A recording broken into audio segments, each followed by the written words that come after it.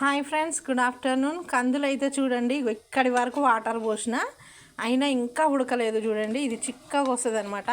అన్ని వాటర్ పోసినా కానీ ఇంకా ఉడకలేదు. ఇంకా కాసేపు ఉడకాలన్నమాట. అట్టని మరి మెత్తగా ఉడకనివ్వద్దు. మనం తర్వాత పోపు చేసుకొని తినొచ్చు. ఇవి చాలా బాగుంటాయి అన్నమాట.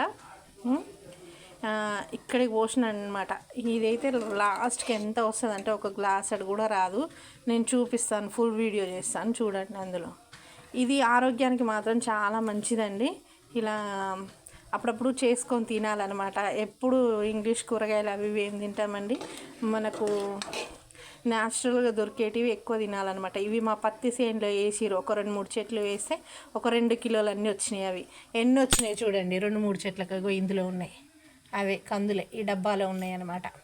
కొన్నే ఉన్నాయి.